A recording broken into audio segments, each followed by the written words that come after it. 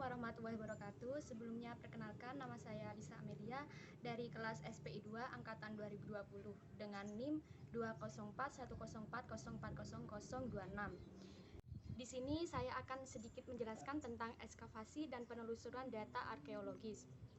Pertama yaitu pengertian ekskavasi. Ekskavasi adalah salah satu teknik pengumpulan data melalui penggalian tanah yang dilakukan secara sistematik untuk menemukan suatu atau himpunan tinggalan arkeologi dalam situasi in situ. Dengan ekskavasi diharapkan akan diperoleh keterangan mengenai bentuk temuan, hubungan antar temuan, hubungan stratigrafis, hubungan kronologis, tingkah laku manusia pendukungnya, serta aktivitas alam dan manusia setelah temuan terdepositkan. Pelaksanaan ekskavasi dipegang oleh seorang pemimpin yang langsung mengendalikan kelancaran kerja. Sebelum ekskavasi dilaksanakan, dilakukan beberapa tahap kerja, yaitu yang pertama membuat peta wilayah yang akan diteliti, yang kedua membuat peta situs yang akan diteliti atau digali, dan yang terakhir yaitu menetapkan keletakan kotak yang akan digali. Ekskavasi sampai selesai. Jenis-jenis ekskavasi.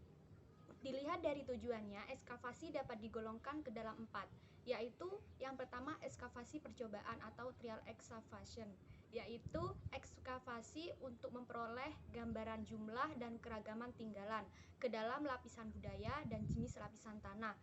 Yang kedua, ekskavasi penyelamatan, yaitu ekskavasi untuk menyelamatkan situs karena terancam kerusakan. Yang ketiga, ekskavasi penelitian, yaitu ekskavasi untuk melakukan penelitian mendalam, umumnya dilakukan oleh peneliti. Dan yang keempat yaitu ekskavasi latihan, yaitu ekskavasi yang bertujuan untuk melatih mahasiswa. Ekskavasi ini bisa dilakukan di situs atau sebidang lahan yang bukan situs. Dilihat dari luas liputannya, ekskavasi dapat dibagi menjadi 2 jenis, yaitu ekskavasi total, adalah ekskavasi yang dilakukan secara menyeluruh. Yang kedua yaitu ekskavasi pilitan, adalah ekskavasi yang dilakukan dengan memilih tempat-tempat tertentu di suatu situs untuk memperoleh data semaksimal mungkin dengan waktu pelaksanaan yang terbatas. Pembuatan tata letak pada prinsipnya akan menghasilkan bentuk ukuran segi 4 dan biasanya berorientasi ke arah mata angin.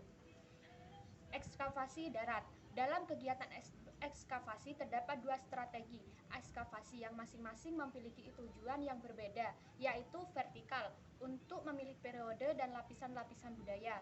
Yang kedua horizontal dan untuk memilih konteks dalam satu lapisan budaya sebelum kegiatan ekskavasi.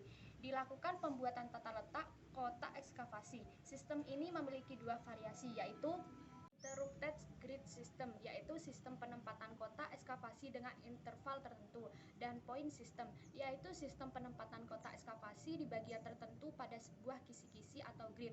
Dalam pelaksanaan kegiatan ekskavasi terdapat beberapa bentuk kotak ekskavasi, yaitu sistem kotak atau box system, yaitu sistem pembuatan kotak ekskavasi yang bentuk dasarnya segi 4. Yang kedua sistem parit atau trench system, yaitu kotak-kotak ekskavasi disusun memanjang. Dalam pelaksanaan ekskavasi dilakukan pada tiap-tiap kotak tanpa tinggalan pematang. Yang ketiga yaitu sistem kuadran atau quadrant system. Sistem ini hanya diterapkan pada situs yang bersifat khusus, biasanya dalam bentuk gundukan atau bukit kecil yang berisi kubur atau bangunan. Teknik ekskavasi. Pelaksanaan ekskavasi terdapat beberapa teknik, yaitu yang pertama teknik speed, yaitu menggali tanah secara arbiter atau arbitrary level dengan interval ketebalan antara 5-20 cm. Ketebalan interval tersebut biasanya didasarkan pada kepadatan temuan ataupun jenis temuan. Selanjutnya yaitu teknik lapisan alamiah atau natural layer, yaitu menggali tanah dengan mengikuti alur lapisan tanah secara alamiah. Teknik penggalian seperti ini didasarkan pada satu asumsi bahwa satu lapisan tanah akan mewakili satu unit proses pengendapan dan satu ruang waktu. Dan yang C yaitu teknik lot, yaitu teknik menggali yang menggabungkan teknik lapisan alamiah dengan teknik speed. Dalam prosesnya penggalian dapat mengikuti alur lapisan tanah dan bentuk fitur, tetapi dapat juga ditentukan berdasarkan speed yang arbiter. Konsekuensinya, perekaman gambar harus lebih banyak dilakukan seperti gambar denah dan irisannya untuk bisa mengetahui posisi temuan dari berbagai arah. Pengukuran temuan. Pengukuran temuan pada dasarnya dapat dilakukan dengan dua cara, yaitu radial system yang merupakan cara mengukur temuan berdasarkan keletakannya yang dilihat dari datum poin kotak ekskavasi. Yang kedua yaitu orthogonal system, yaitu cara mengukur temuan berdasarkan keletakannya dari permukaan tanah. Pengukuran dilakukan dengan dua cara, yaitu secara horizontal dan vertikal. Yang kedua yaitu ekskavasi bawah air.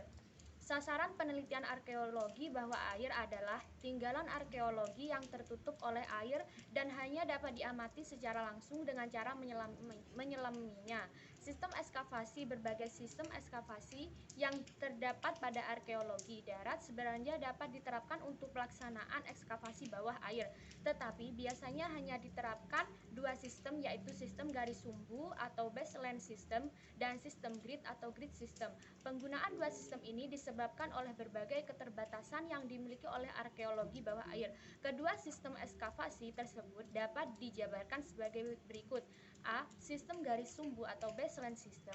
Sistem ekskavasi ini diterapkan pada situs yang tidak luas. Pembuatan tata letak diawali dengan pembuatan garis sumbu atau baseline yang diorientasikan ke arah utara-selatan dengan memakai tali berdiameter 12-20 mm. Yang kedua yaitu sistem grid atau grid system. Sistem ini dilaksanakan dalam penggalian terhadap situs yang cukup luas. Pembuatan grid berorientasi ke arah mata angin dengan ukuran 2x2 meter persegi. Dapat dilaksanakan secara nyata di dasar laut ataupun dengan penyedotan pasir atau lumpur yang menutupi benda arkeologi, menggunakan pipa yang dihubungkan dengan kompresor di atas kapal. Mungkin itu saja yang dapat saya sampaikan, kurang lebihnya mohon maaf. Akhirul kalam, wassalamualaikum warahmatullahi wabarakatuh.